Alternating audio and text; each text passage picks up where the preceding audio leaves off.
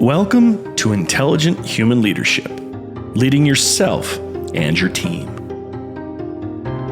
Do you ever find yourself grappling with a lack of confidence in your team? Or battling the relentless waves of concern and fear? Are the pressures to meet client expectations and the burden of missed opportunities weighing you down?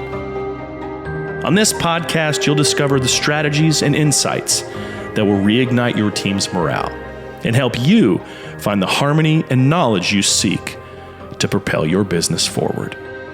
Here, we explore innovative ways to reignite your creative spirit and achieve greatness, empowering you to lead with intelligence, compassion, and resilience. If you're ready to dive deep into your core of leadership challenges and be guided toward success, here's your host, founder of Steward Your Business, David Carr. Well, welcome back. My name is David Carr, your host for the Intelligent Human Leadership Podcast, where we get to know ourselves better so that we can lead ourselves, lead our teams, lead our families. And so I'm grateful for you to be coming back here on our next episode. And I want to jump right in there. The last episode, we talked about stress and burnout, and we've talked about investing in ourselves in previous episodes. What I want to talk about today, though, is related, but not quite the same.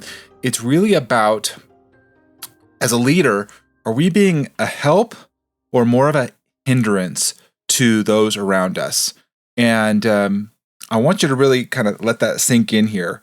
Oftentimes we believe we're helping as a leader. We believe very strongly in our opinions, our abilities, because they have gotten to a certain place, rightfully so. However, I want you to consider this, that your help or perceived help might actually be more of a hindrance than you realize. And this comes about knowing yourself and knowing your team and those around you. This comes to even your wife and your children. And so I really want you to think about this today as we're talking about help or hindrance. This is the theme of the podcast today, this episode. And what I want you to think about here is oftentimes we even have good intentions or what we think is positive and encouraging. And in essence, it's actually more of a hindrance because, number one, we don't understand how we show up with others. And when we do this, there's a lot of negative things that can come out of this. I've done this in the past, and it's something that I've been very conscious about how do I show up? Am I really adding value and helping, or am I making things more complicated and worse? Adding fuel to the fire, so to speak, right? So this can come in many different ways, but oftentimes when we have experience and we've seen that things have worked in a specific circumstance, that may or may not translate into the work you're doing today. I've seen this in many times over the course of my career, working as a biologist, working in technical work where I did something in a particular program. In this case, I was working for a utility company in a particular program and working with different people. And we did things a certain way because that's the way we understood it in that particular program. However, later on, we had a new program, a new contract. Although it was the same client, there was different players in there. There was different initiatives and goals that we're supposed to be achieving. And although the players, some of them were the same, but others were different. So that made a dynamic. And the work that we were doing is also a bit different, similar to similar ultimate client, but different nuanced work. Well, we can take some things from the history and what we understood and did, but we have to reset our expectations and understandings. And so when we just charge ahead without considering that, oftentimes we actually become more of a hindrance than we actually help others. And here's some fruit of that. So how do you know if perhaps you might be more of a hindrance than a help? Oftentimes you'll see people shut down, they'll have low morale, family members, their productivity and motivation decreases. If you're seeing those things, if you're seeing that fruit, there might be an issue with either you or others leading the team in being more of a hindrance than a help. When you do this over time, what happens is you erode trust and respect. And so then I've been there, and I've been around other leaders that kind of ramrod things through, and they believe that's the best thing. And honestly, I believe that they do at times. I don't think that they're causing harm. They don't want to cause harm, but they believe earnestly that this is true. Oftentimes I find this in entrepreneurs, those that are kind of ahead of the pack, strategically thinking. I call it a pioneer voice in the 5 voices language, but they're the loudest voice and they kind of overpower others. And so what happens is that can erode trust and respect. And then it makes you actually, by doing that, it affects your ability to lead effectively. And so when we're hindering others too, you'll see communication gets compromised. There's misunderstandings. There is a misalignment in goals and expectations. And then, of course, that just builds, right? Now we're building. It's like a dam, water flowing here, coming in behind as these things come up. Now we're building and having conflict and tension. And so you may not even realize this, some of the things you double down on a particular way of doing things or sharing things, it actually makes it worse, exacerbates the problem. So, for example, I am a connector. I love connecting to people. That's my main voice. My wife, on the other hand, is a guardian voice, more focused, risk averse. And so if I'm pressing risk, if I'm pushing things and not evaluating those things, I think it's helping. It actually erodes depending on the person who I'm working with. In this case, my wife, the person that I love and want to do the best with, I oftentimes can undermine that if you're not being intentional. Now, I've learned that over years, and thankfully, we're in a much better place. But for a long time, I didn't understand that. And I realized what I do at home affects me at work and vice versa. So when we keep doing these things, you're going to see inefficiencies and causing delays and resistance to productivity. And even the worst case scenarios, you actually start to see it externally. And you start to see the organizational public image potentially, or stakeholders or customers looking at this and like, what is going on with this leader? I thought that they were, helping, but they're really actually becoming more of a hindrance and a block. And so think about that in your life, or those that you've been around, where you're like, man, if they got out of the way, or if they would just listen, they would understand, we could actually make so much more progress. And here's the thing. If you're that leader, what happens is internally, we start to do these things, and we're seeing lack of productivity, lack of engagement in our team, lack of people leaning into us. They're actually leaning away. They're pulling away. So that leads us to have self-doubt, insecurity. You're second guessing yourself, because you're like, oh man, I'm now becoming indecisive and I can't make the moves I need to make because I'm been quote unquote helping where I'm actually being a hindrance. And we talked about this in the last episode. This leads to stress and burnout because we're not meeting expectations. We have this continuous stress now. Now I feel like I'm held hostage by employees because they're not doing what I thought they should be doing and the way they should be doing it. And so I'm going to go and help them. I'm going to fix the situation. In reality, we're actually making it worse because we just kind of keep doubling down and doing what we think is best instead of like unlearning what has not been working. Let's figure out, and there could be a nuance. It could be a slight pivot here. It doesn't have to be a 180. I want you to think about that. But if you're not aware of this is huge. This is why I created this podcast. It's to become aware. You have to understand, what are your triggers? What are your tendencies? Can you understand, recognize them? Because that's the first part of the battle. Is we got to be able to understand and get awareness. If we cannot do that, we're not going to be able to adapt. We're going to be resistant to change. And new situations are going to come in. New people are going to come into our life. And we're not going to be leading effectively. In fact, we're hindered. We continue to hinder ourselves. We're not helping, we're hindering ourselves by staying in this way. So when you think about, am I helping or hindering? I want you to think about these things because it's super powerful when you understand, you know these triggers. Number one, it starts with yourself, and then you actually start to know others, but you have to know yourself first. And you have to be able to recognize these things. And like I said, I've been married 18 years. For a good portion, probably, many, many years, at least 10 years, we would go in these cycles and I could not get out of it. It was just like, oh, here we go again. And because we would be triggered, we'd have a tendency, and we could just it's just like going down. Here we're going down in the pit again. And so I don't want you to fall into that trap. I want you to be able to break that cycle with your coworkers, your colleagues, your wife, even your children. And this doesn't matter what age you're at.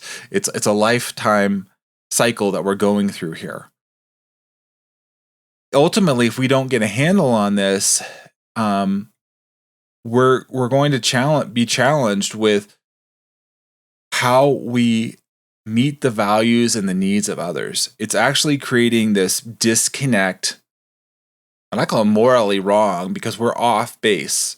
Oftentimes, if we say we're right and we kind of condemn the other person, or we force their hand, we actually ultimately lose. I lose, they lose. It's not a win-win when we force it. And so there's a mismatch in the way we're understanding our role, and this completely undermines ultimately our legacy, where we're leading, where we're leaving behind in our business and our family. And that to me is huge.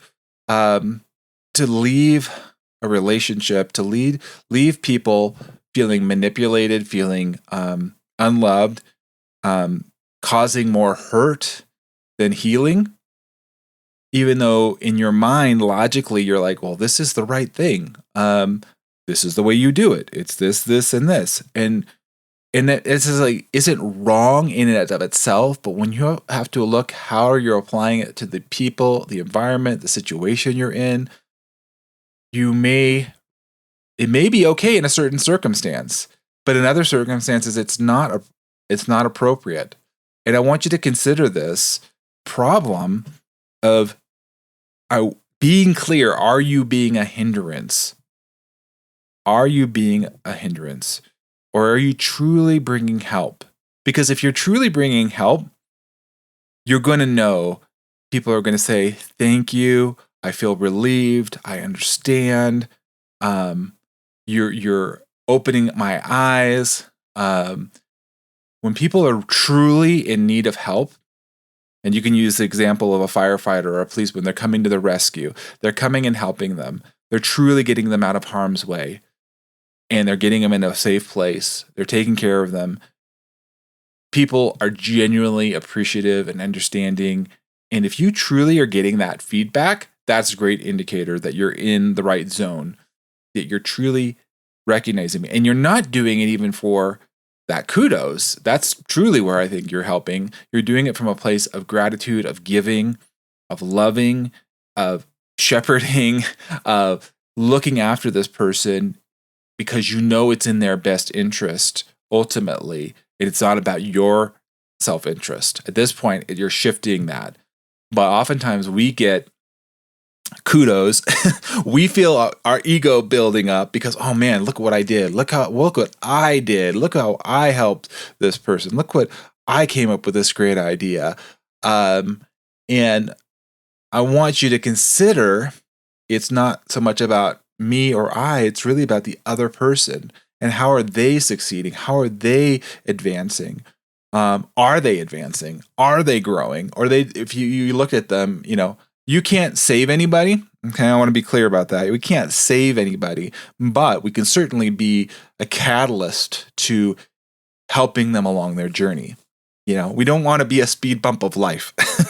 We don't want to be in that regard, in this specific instance, where they need to move and they need to move quickly and get to the place where they need to go and we're being a speed bump, we're being a hindrance, and we're causing stress, we're causing frustration.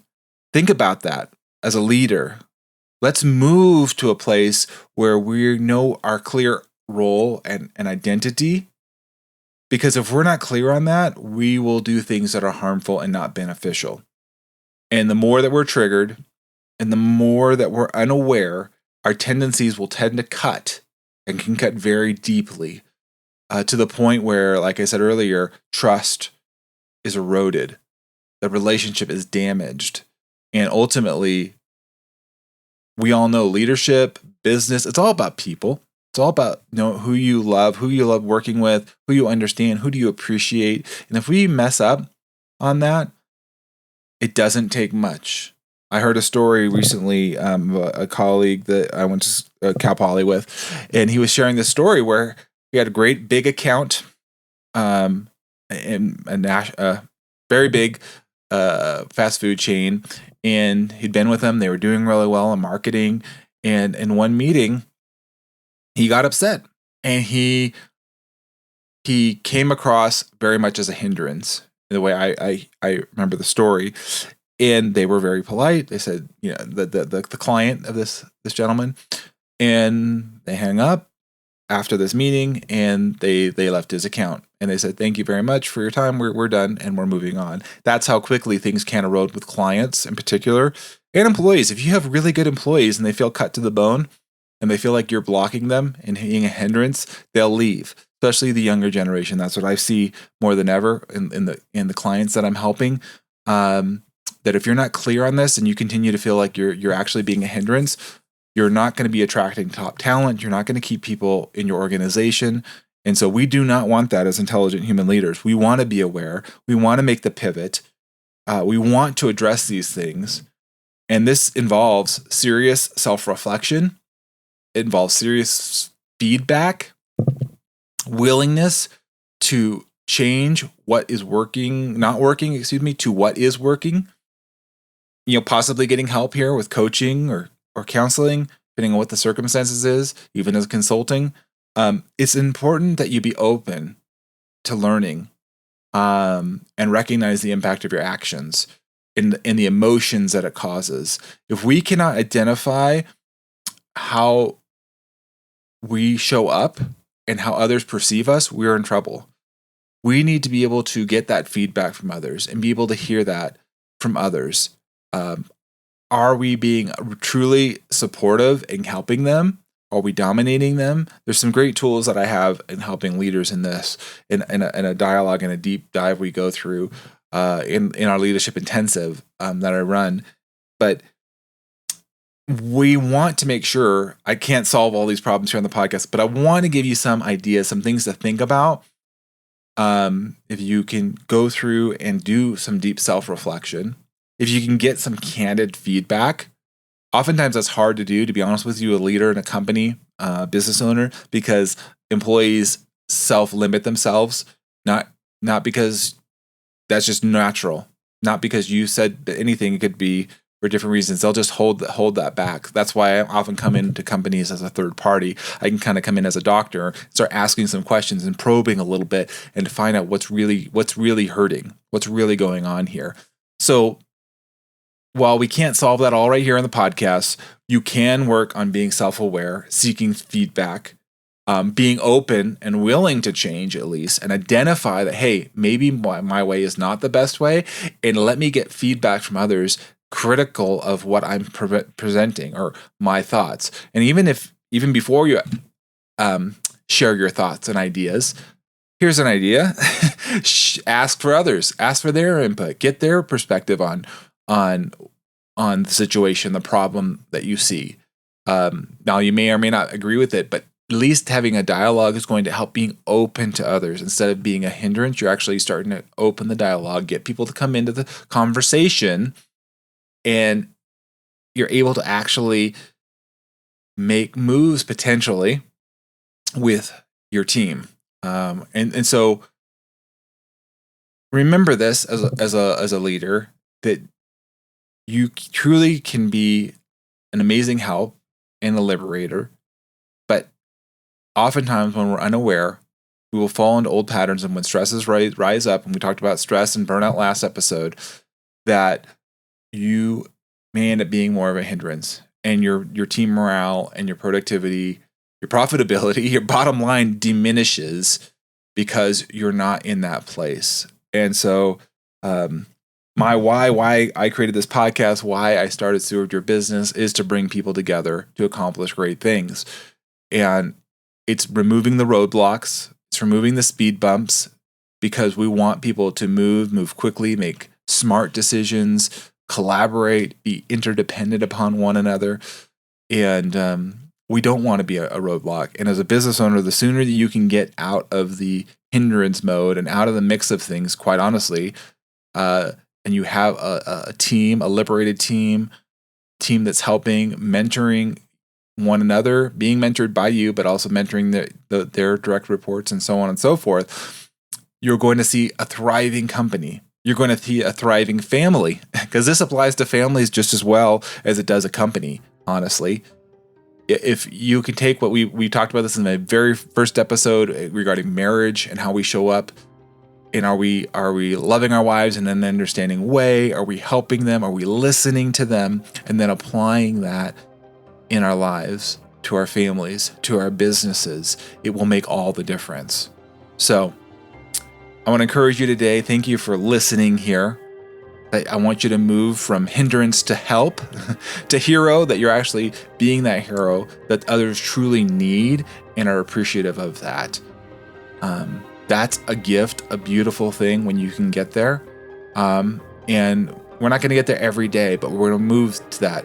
As an intelligent human leader, you can move to that. You can become that man or woman and truly be the hero that's helping when help is truly needed, and moving out of the way and not being that hindrance.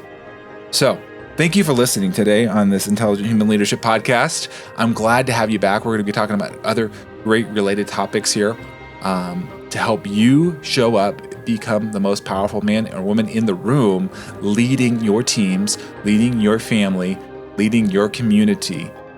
I wish you very well. Keep shining brightly. Come on back. We'll be sharing lots more in future episodes of the Intelligent Human Leadership Podcast. This is David Carr saying, love and light. Have an amazing day. We'll talk to you soon. Bye.